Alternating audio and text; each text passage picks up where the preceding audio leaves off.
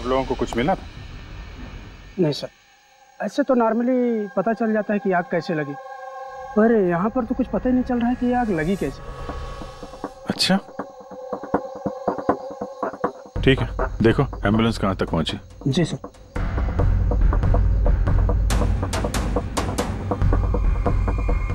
बहुत बुरी तरह से झुलस गया। कमाल है, कुछ पता ही नहीं चल रहा है कि आग कैसे लगी है।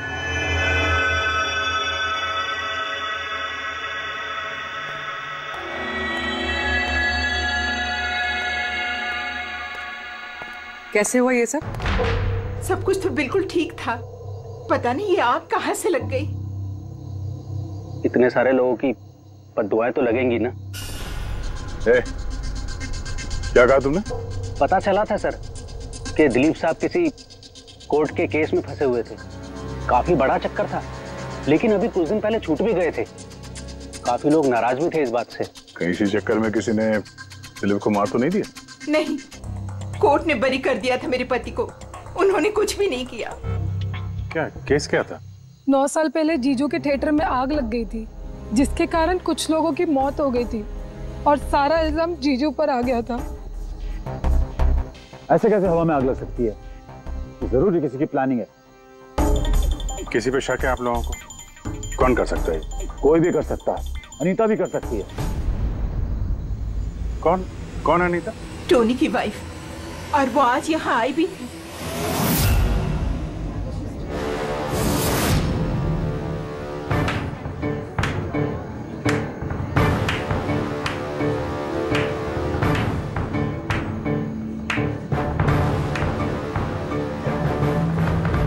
अनीता, दूसरों का घर बर्बाद करके अपने परिवार के साथ खुशियां मनाई जा रही है। वेरी गुड, वेरी गुड, वाह। लेकिन एक बात याद रखना, उन लोगों की तरह तुम भी तड़प तड़प के मरोगे। सिक्योरिटी! ए चुप! आवाज नीचे। निकालो उसको बाहर, निकालो। आउट! लगता है तुम दोनों अपने अंजाम से वाकिफ नहीं। तुम्हारा बुरा समय अब शुरू हो गया है, याद रखना। तूने जो किया है ना मेरे टोनी के साथ, याद रखना, इसके बाद तू नहीं बचेगा। सुना तूने? ले जा इसको। तू नहीं बचेगा, नर्क में चलेगा तू। अरे देख क्या रहा है, ले जा इसे। नर्क में चलेगा तू, तड़प तड़प के चलेगा, याद रखना। अरे जा।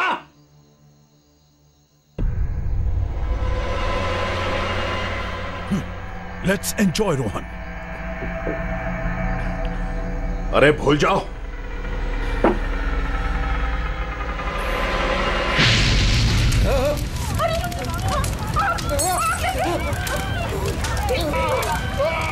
दिलीप और रोहन जिस केस में फंसे थे, उसी केस में कोर्ट ने टोनी को सजा दी थी।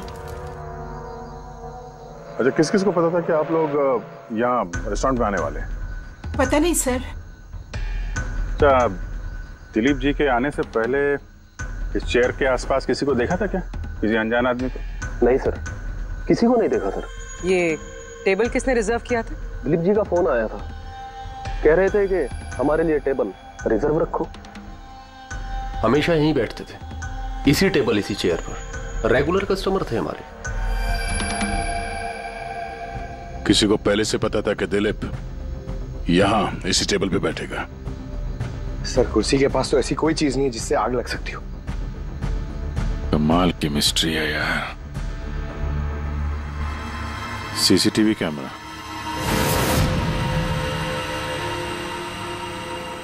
इसकी फुटेज से पता चलेगा क्या हुआ था यहाँ पे। ओह माय गॉड, ये सब कैसे हो गया? कौन कर सकता है ये सब? उसी ने जिसने दिलीप का खून किया, सबूत मिटाने के लिए। तो ऐसे कैसे कोई मॉनिटर रूम में घुसा है? सिक्योरिटी कहाँ है तुम्हारी? सर, इस रूम में सिक्योरिटी की जरूरत ही नहीं है, इससे पहले कभी ऐसा हुआ ही नहीं है। सर, सर मुझे नहीं लगता उसके पास टाइम होगा सीसीटीवी फुटेज डिलीट करने का। सर, उसने बस तोड़फोड़ कर दी है। अगर हम किसी एक्सपर्ट को बुलाते हैं सर, तो वो शायद हार्ड डिस्क से रिकवर कर पाए सर।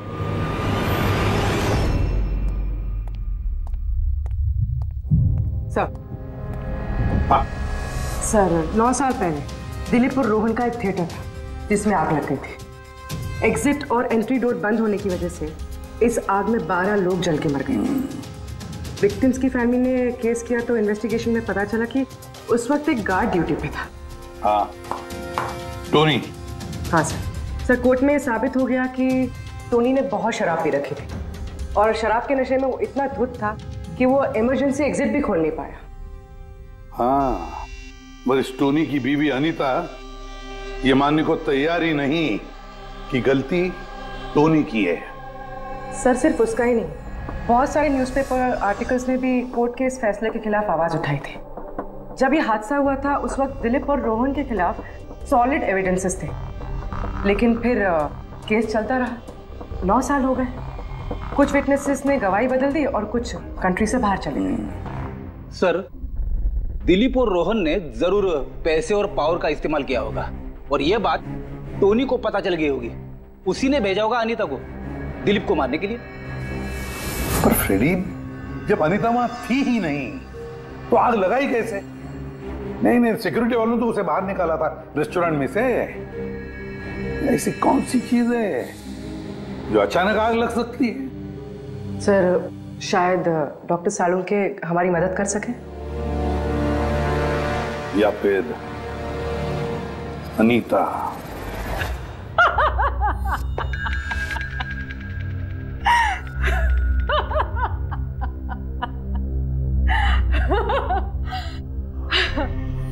किस बात पे इतना हैरान है? मेरी हंसी पे? क्या दिलीप की मौत पे? दिलीप की मौत पे तुम इतना खुश क्यों हो रही हो? अब मैं खुश नहीं होंगी तो और कौन होगा? कल रात रेस्टोरेंट से निकलने के बाद तुम कहाँ गई थी? जेल, अपने पति से मिलने। वार्डन के पास सारे रिकॉर्ड हैं, आप चाहें तो चेक कर सकते हैं। वो तो हम करेंगे, और ये भी कि आखिर तुमने वो आग लगाई कैसे? कोई काला जादू किया तुमने? दिलीप को अचानक आग कैसे लग गई? काला जादू आता तो जरूर करती, पर मैं बहुत खुश हूं। ये दिलीप भी उसी तरह तड़प तड़प के मरा है जिस तरह 9 साल पहले वो बेकसूर लोग मरे थे, जिसकी सजा मेरा पति टोनी भुगत रहा है। तुम ये कैसे कह सकती हो कि टोनी की गलती नहीं थी? तुम तो वहां थी नहीं। मैं वहां नहीं थी, लेकिन टोनी यहाँ था। उस दिन उसकी तबीयत खराब थी। उसने अपने मालिकों से, रोहन और दिलीप से कहा वो जल्दी घर आ गया आग लगने से पहले। गलती उन दोनों की थी। अरे पुराना दरवाजा ठीक ही नहीं करवाया, जिसके कारण वहां आग में वो लोग झुलस के रह गए। मेरे पति की गलती नहीं थी, उन दोनों की थी। तो बहुत गुस्सा आया होगा ना तुम्हें? दोनों को मारने का भी मन किया होगा? 12 लोग मरे हैं वहां। मुझसे कहीं ज्यादा गुस्सा उन लोगों के परिवार वालों को आया होगा, पर वो बहुत खुश होंगे अब दिलीप की मौत की खबर सुन के। बहुत खुश होंगे। वो लोग और भी खुश हो जाएंगे जब रोहन चल के मरेगा।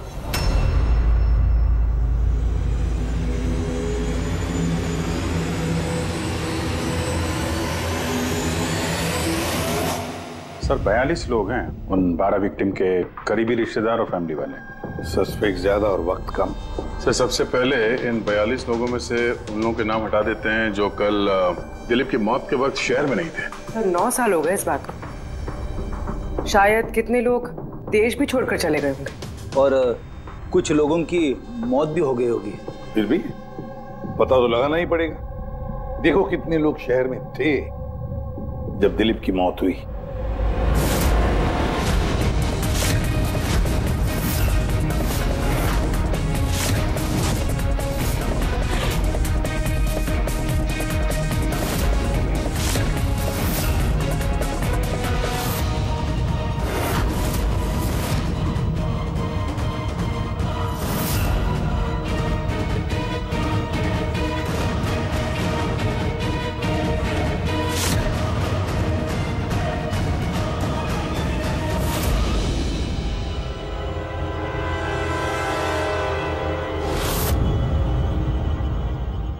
हाँ पंकज, कितने बजे?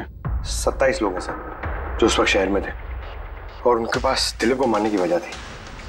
ठीक है, बुलाओ सबको ब्यूरो में, देखते हैं क्या कहानी सुनाते हैं ये लोग अपनी बेगुनाही की। जेम्स, तुम्हारे पिताजी 9 साल पहले थिएटर में लगी आग में जलकर मर गए, है ना?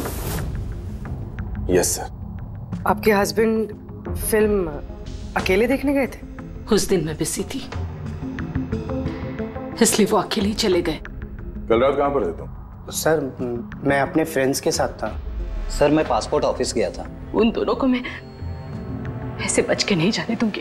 तो क्या किया तुमने? सोचा कि दिलीप से फेस टू फेस मिलूंगा और उससे पूछूंगा कि तुमने ऐसा क्यों किया। सर उसके बाद मैं अपने फ्रेंड के साथ घर पे गया। मैं अपनी वाइफ के साथ मॉल में था। सर आप मेरे फ्रेंड से पूछ सकते हैं। सर मैं उससे मिलता तो रेस्टोरेंट तक जिंदा नहीं पहुंच पाता।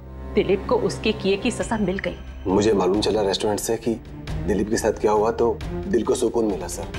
अब बचा रोहन, उसको भी उसके किए की सजा जरूर मिलेगी।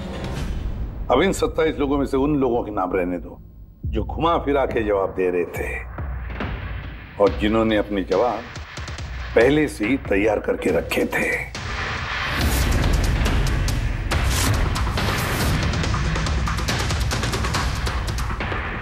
सर अब 15 बजे। अब इन 15 लोगों को उस दिन के बारे में पूछते हैं जब 9 साल पहले थिएटर में आग लगी थी। देखते हैं किसे सबसे ज्यादा गुस्सा आता है, कौन मुंह फेर लेता है। सर मेरा भाई 10वीं पास हो गया था। उसने कहा पार्टी देनी है, दोस्तों को पिक्चर दिखाना, पैसे दो। सर मैंने वो पैसे उसे दे दिए।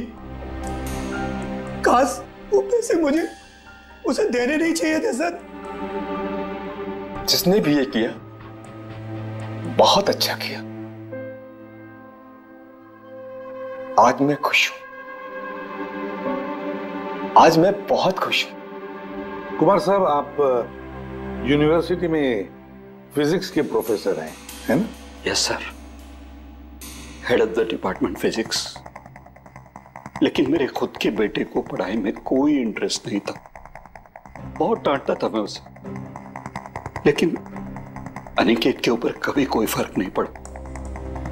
एक नंबर का बदमाश बन गया था वो। उस दिन भी वो कॉलेज से बंक करके दोस्तों के साथ फिल्म देखने चला गई और सर और वापस घर पे कभी नहीं आया। हिमेश, राइट, कॉन्ट्रैक्टर हो ना तुम? हाँ सर। हिमेश, 9 साल पहले तुम अपनी पत्नी के साथ फिल्म देखने गए थे उस थिएटर में। नई नई शादी हुई थी मेरी, सलोनी के साथ फिल्म देखने के लिए गया था। उसको भूख लगी थी, मैं समोसे लेने के लिए बाहर गया। मैं वापस आया तो देखा वहां के दरवाजे लॉक हो गए थे। वहां अंदर से लोगों के चिल्लाने की आवाज आ रही थी और धुआं निकल रहा था वहां से। सलोनी, मैंने सब दरवाजे खोलने की बहुत कोशिश की। सलोनी, मैंने बहुत कोशिश की। मैं पागलों की तरह दरवाजा को ठोकता रहा, पीटता रहा। सलोनी, सलोनी, सलोनी, सलोनी, सलोनी कहीं चिल्लाता रहा। अरे कोई दरवाजा खोल दो यार। सलोनी, सलोनी। लेकिन मैं कुछ नहीं कर सका सर, मैं कुछ नहीं कर सका।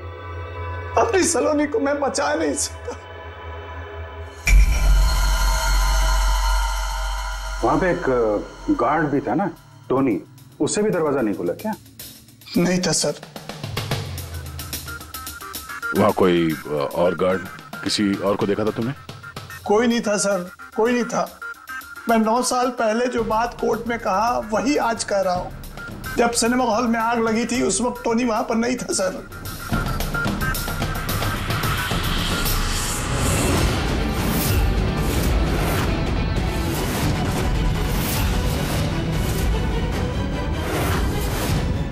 सर ये है हमारे फाइनल 15 सस्पेक्ट जो दिलीप को मार सकते हैं। सो कॉप्स कह रहे थे कि फायरमैन को भी पता नहीं चला कि आग का एग्जैक्टली सोर्स क्या था। उन लोगों को तो जनरली ढूंढ कर पता चल जाता है। कि वहां पर ऐसी कौन सी चीज थी जो तुरंत आग पकड़ती है, लेकिन उन्हें पता नहीं चला। उन्हें पता नहीं चला। उन्हें इसलिए पता नहीं चला क्योंकि उस चीज की ना तो कोई खुशबू थी ना कोई रंग था। Exactly sir. मतलब अगर लिक्विड होता ना तो इस दिलीप को पता चलता जब वो चेयर पे बैठता, उसे फील होता। और अगर पाउडर होता तो हमें टेस्टिंग में पता चल जाता। इसका मतलब ये तो गैस, जिसका मतलब ये गैस है। गैस? तो इसीलिए उस फायरमैन को पता नहीं चला कि किस चीज से आग लगी है। इनफ्लेमेबल गैस बॉस, जिसे सिर्फ एक स्पार्क की जरूरत होती है आग पकड़ने के लिए। अच्छा, मुझे एक बात समझ में नहीं आ रही है। दिलीप इस कुर्सी पर बैठा था तो गैस कुर्सी पर आई कहां से? कुर्सी से ही। क्या? कुर्सी से? वो ऐसे बॉस, जिस चेयर पे ये दिलीप बैठा था उसके नीचे की तरफ किसी ने ज्वलनशील गैस का स्प्रे किया हुआ था। मरते वक्त दिलीप के कांटेक्ट में दो चीजें थी। एक तो ये चेयर जिस पे वो बैठा था और एक वाइन का ग्लास जो उसने हाथ में पकड़ा हुआ था। हमने ये दोनों चीजें चेक की तो इस चेयर के ऊपर से हमें इनफ्लेमेबल गैस के कुछ ट्रेसेस मिले। बॉस, हमारे आसपास वातावरण में स्वतः ज्वलनशील पदार्थ होते हैं जो कभी कभी स्पॉन्टेनियसली जल जाते हैं, जैसे कि मार्श गैस एक नेचुरल बायोगैस है और ज्वलनशील गैस इसका मेन कंपोनेंट है। मतलब इनफ्लेमेबल गैस कभी भी हवा में ऐसे ही जल जाती है?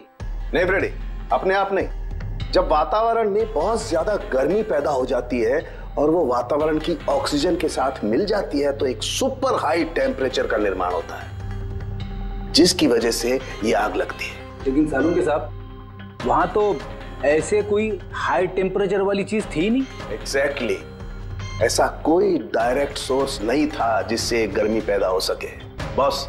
इसीलिए मुझे लगता है खूनी ने कोई एक्स्ट्रा डिवाइस का इस्तेमाल किया है ये अचानक इतना ज्यादा टेम्परेचर बढ़ाने के लिए। और ये कुर्सी तो तैयार बैठी थी, इसे तो सिर्फ एक स्पार्क की जरूरत थी। पर सर, ऐसे कोई हीट कैसे पैदा कर सकता है? हाँ, कर सकते हैं ना पूरे। जैसे उदाहरण के तौर पर मैग्नीफाइंग ग्लास। मैग्नीफाइंग ग्लास पर सूरज की किरणों को खास तरीके से फोकस करके हम बचपन में कागज जलाया करते थे।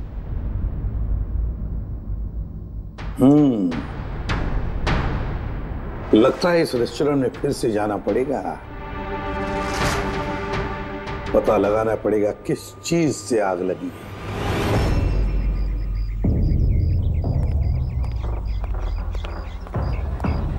पूरा एरिया छान मार लिया सर, लेकिन ऐसी वो चीज ही नहीं मिली जिससे आग लग सकती है।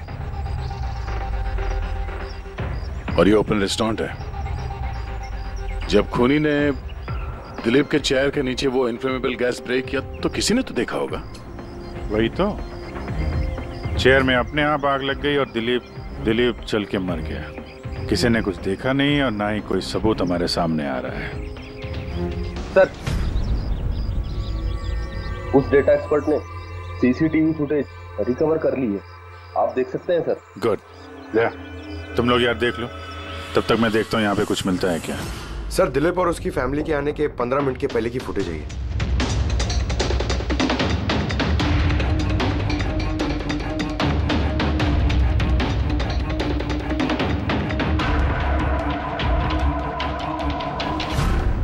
ये कुर्सी चेंज कर रहा है। इसका कोई दूसरा एंगल है क्या? इसी टाइम का चेक कर। एक मिनट सर।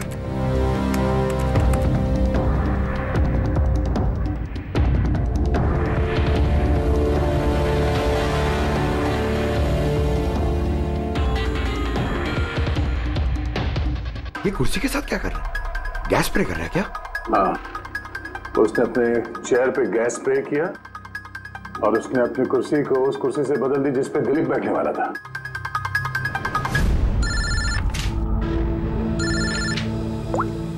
आ गया।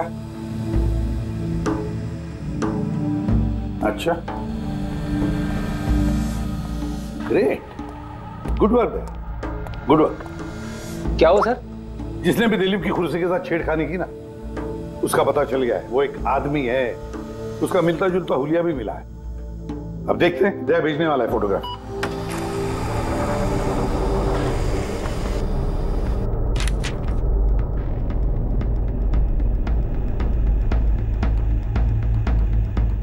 खूनी इन बचे लोगों में से ही कोई एक है, इन्हीं में से एक। और अब इसका अगला शिकार रोहन है।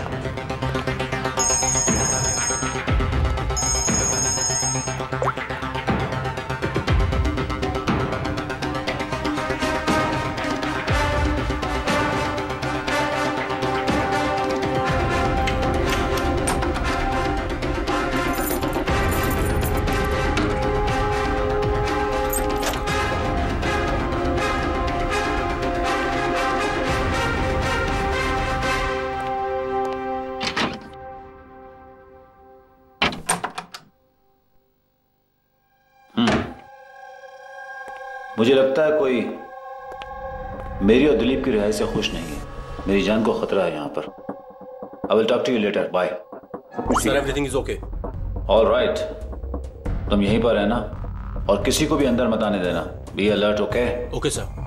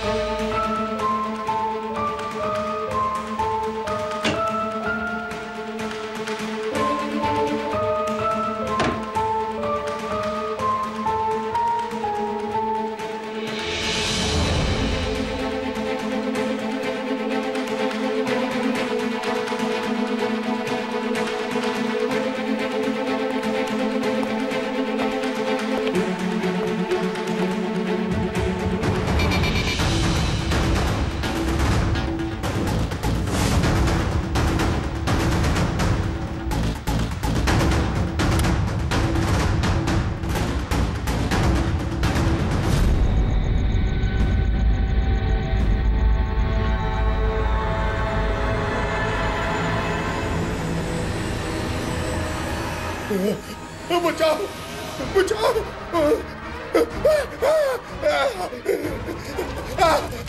बचाओ। पानी पानी बचाओ बचाओ। कोई है?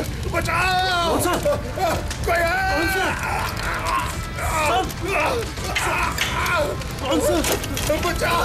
पानी पानी। कौन सा?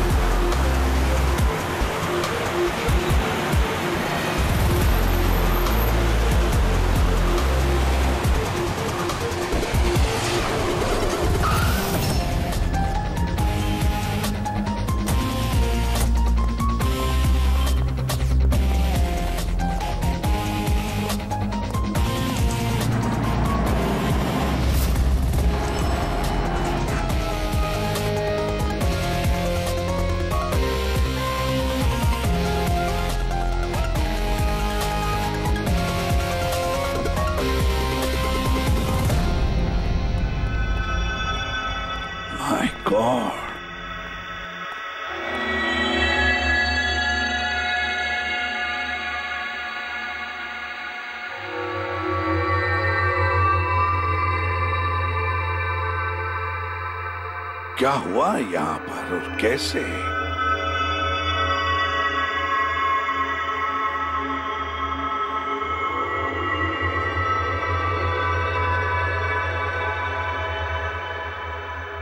यहाँ पर भी और किसी किस्म की कोई स्मेल नहीं, सिवाय इस जली हुई लाश की बदबू के।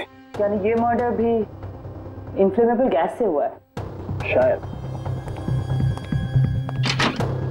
ये सब हुआ कैसे? हाँ? सर मैं रोहन सर का बॉडीगार्ड हूं सर। अच्छा, तो फिर ये आप लोग कहाँ थे जब ये सब हुआ?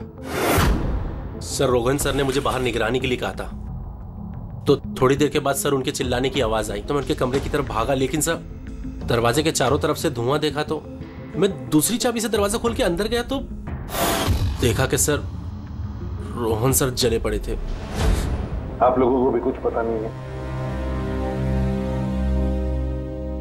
कमाल है, कमरे के अंदर कोई लीड नहीं मिला, शॉर्ट सर्किट नहीं हुआ है, ये पर्दा अंदर से बंद है, ये विंडोज परमानेंटली क्लोज्ड है, कोई बाहर से अंदर भी नहीं आ सकता। अब बाहर से अंदर कोई व्यू भी नहीं है, कोई देख नहीं सकता, तो फिर आदमी मरा कैसे? इससे लगी है आग बॉस।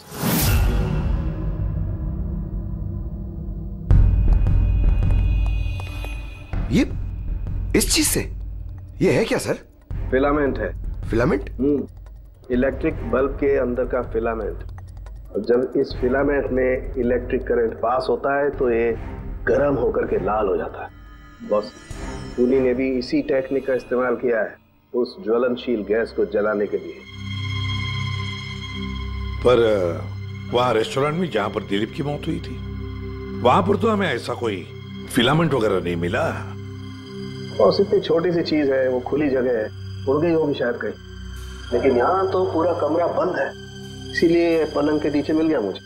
लेकिन सर, फिलामेंट से करंट पास होने के लिए वायर्स का कोई ना कोई कनेक्शन तो होना चाहिए ना बेड तक। होगा, यही कहीं होगा जरूर। तो पूरा बेड चेक कर लिया हमने, कमरा चेक कर लिया, ऐसा तो यहाँ पे कुछ भी नहीं मिला सर।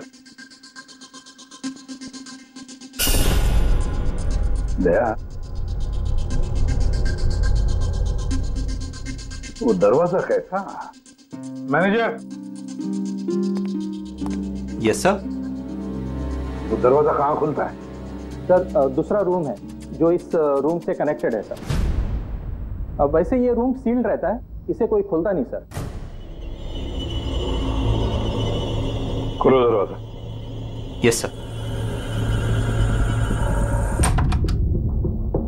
आइए सर।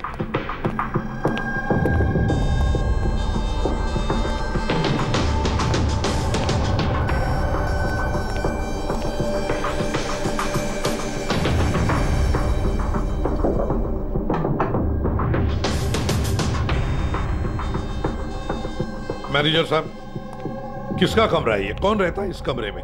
गेस्ट है कोई सर, डिटेल्स चेक करनी पड़ेगी। मंगाओ। Okay sir.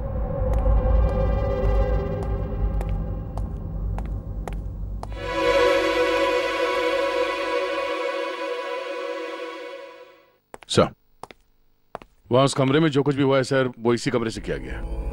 लेकिन अगर करंट इस रूम से पास किया गया है तो यहाँ से उस बेड तक कोई ना कोई वायर तो होनी चाहिए ना। और अगर वायर अगर होती तो बॉस रोहन को दिखाई भी देनी चाहिए। हाँ, शायद उसके बॉडीगार्ड ने भी देखा हो। बुलाओ उसके बॉडीगार्ड को। आप आओ यहाँ।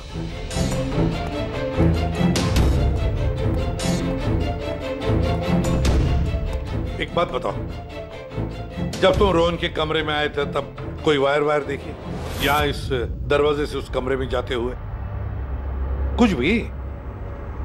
नहीं सर, रोहन सर के रूम के अंदर जाने से पहले मैंने रूम को पूरी तरह से चेक किया था सर, लेकिन वायर जैसी कोई चीज उस रूम में नहीं दिखाई दी। ठीक है, जाओ तुम।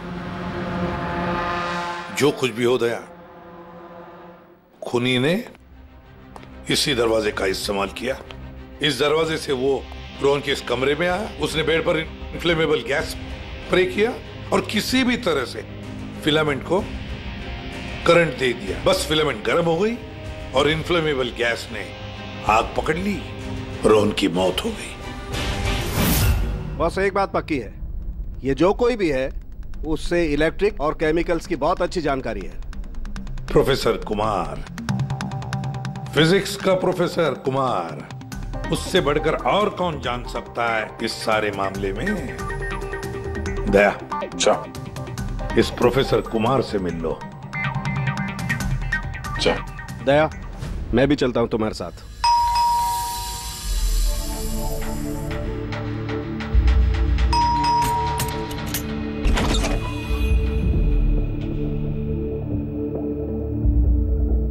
प्रोफेसर कुमार है घर पे?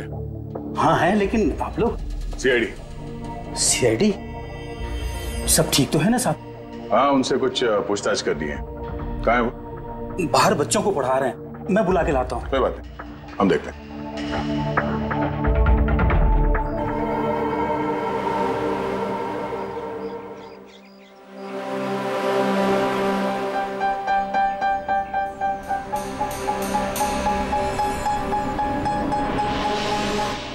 मिस्टर कुमार, हमें आपसे कुछ पूछताछ करनी है।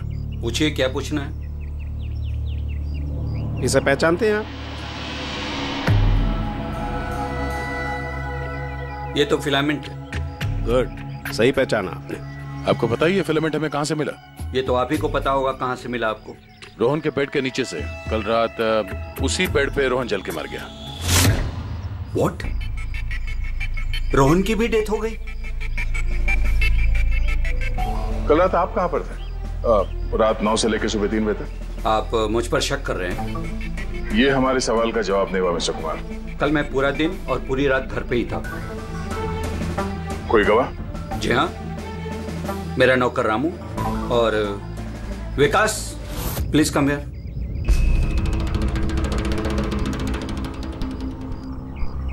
Yes sir. इन्हें बताओ मैं कल कहाँ था। सर हमारे एक्स्ट्रा क्लासेस ले रहे थे यहीं पे सर।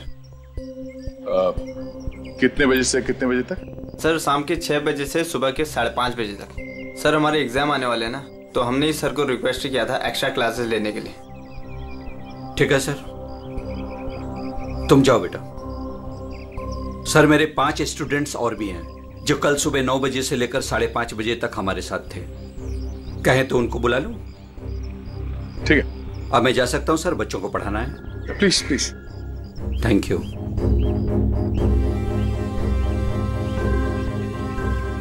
हाँ तो बच्चों में ये कह रहा था कि बिना सोल्डरिंग वायर के भी हम मदरबोर्ड फिक्स कर सकते हैं with the help of adhesive conductor.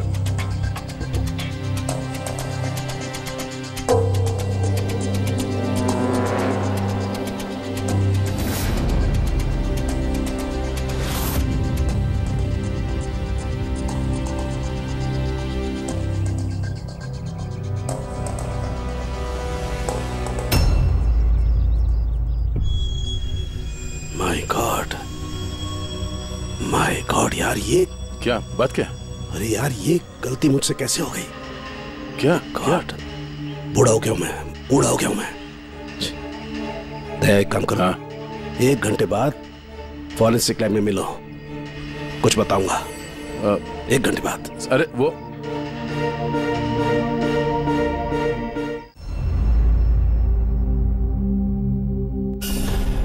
लो बस, एक काम करो, इस स्विच से इन बल्ब्स को जलाओ। इस स्विच से? इस स्विच से? हाँ, इस स्विच से। यार ना कोई कनेक्शन है, कुछ है, कैसे जलेंगे ये?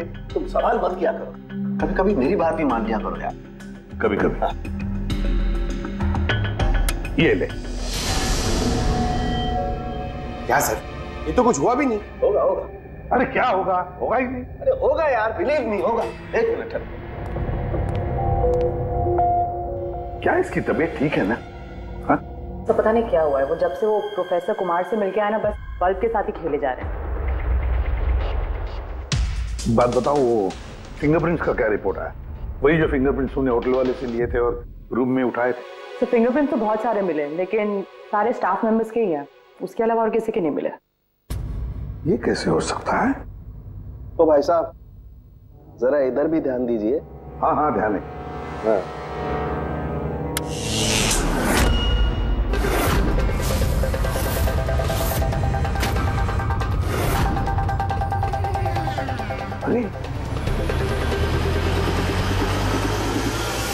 सर ये बल्ब जलने कैसे लगे? क्या बात है सालूकी साहब, बिना वायर के सारे बल्ब जला दिए। लेकिन सालूकी साहब, ये सब आपने किया कैसे? ठीक वैसे ही हुआ ये फ्रेडी, जैसे कि खूनी ने किया था, उस दिलीप की कुर्सी पे और रोहन के बेड पे। जादूगर सालुंखे, जरा साफ साफ बताइए, आपने ये किया कैसे? करंट क्या हवा में से आया? हवा में से नहीं आया बॉस, करंट आया है इलेक्ट्रिक पेंट के जरिए। Electric paint? हाँ, इलेक्ट्रिक पेंट। दरअसल बिजली के जो तार होते हैं वो मेटल के होते हैं, और metal is a good conductor of electricity, इसीलिए करंट उनमें से पास होकर के जाता है। ठीक इसी तरीके से कुछ पेंट भी होते हैं जिन्हें हम इलेक्ट्रिक पेंट कहते हैं, और ये भी गुड कंडक्टर ऑफ इलेक्ट्रिसिटी होते हैं। इनमें से भी इलेक्ट्रिसिटी पास हो सकती है, और कमाल की बात यह है कि ये किसी भी कलर में मिल सकते हैं। जो आसानी से किसी भी बैकग्राउंड में मर्ज भी हो सकते हैं। ओह, इसीलिए हमें होटल रूम में और रेस्टोरेंट में कुछ दिखा नहीं सर। Exactly that. खूनी ने दरअसल होटल के कमरे का और रेस्टोरेंट के फ्लोर का दोनों का कलर इस कलर के साथ मैच किया, इसीलिए हमें दिखाई नहीं दिया। तो ये इलेक्ट्रिक करंट, ये जो इलेक्ट्रिक पेंट है, ये आसानी से मिल जाता है? हाँ, मिल जाते हैं। दरअसल इलेक्ट्रिक सोल्डरिंग और रिपेयरिंग के काम में आते हैं और इनकी सबसे बड़ी खासियत ये है कि ये आमतौर पर नंगी आंखों से दिखाई नहीं देते, सिर्फ इंफ्रारेड लाइट में ही ये दिखाई देते हैं। मैं दिखाता हूं।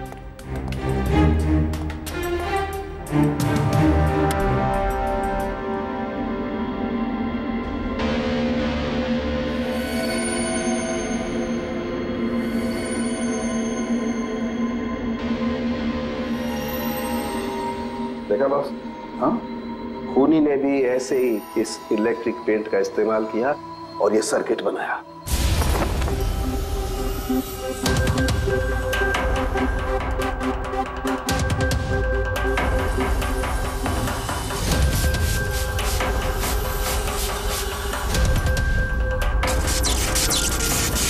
एक बात तो पक्की है, ये जो भी कोई है उसे इन सारी चीजों की पक्की जानकारी है। मगर सर, इनमें से खूनी कौन है? इस प्रोफेसर से तो मिल लिए सर, ये तो नहीं है। ये बंसी? बंसी तो एक क्लर्क है, और मुझे नहीं लगता कि एक क्लर्क को साइंस की इतनी जानकारी होगी। सर, इनमें से सबसे ज्यादा पढ़े लिखे तो ये प्रोफेसर ही लग रहे हैं। कोई ऐसा जो प्रोफेसर जितना इंटेलिजेंट तो नहीं है, लेकिन इसे इन सब चीजों की जानकारी है।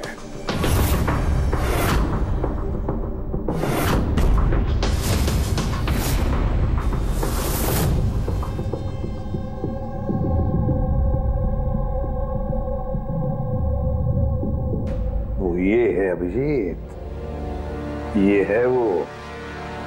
याद है क्या कहा था इसने, ये क्या काम करता?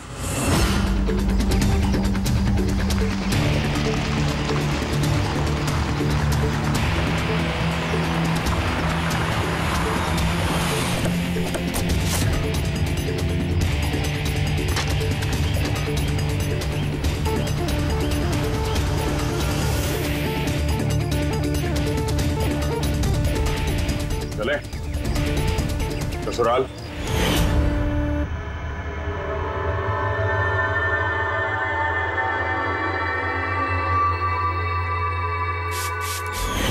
दिलीप और रोहन पर केस हुआ था, लेकिन मुझे मालूम था अपने पैसे और पावर के दम पर वो छूट जाएंगे। लेकिन उनके पास पैसा था तो मेरे पास दिमाग।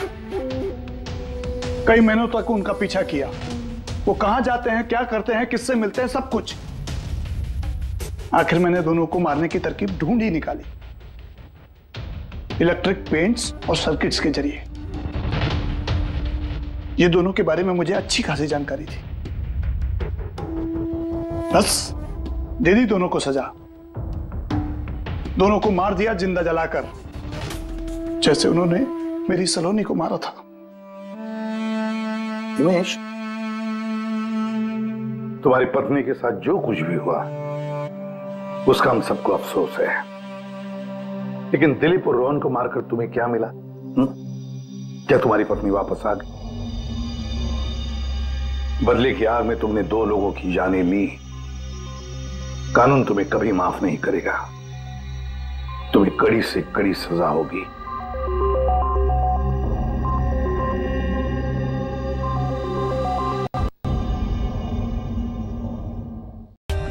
For more updates, subscribe to our channel, click the show links and enjoy watching the videos.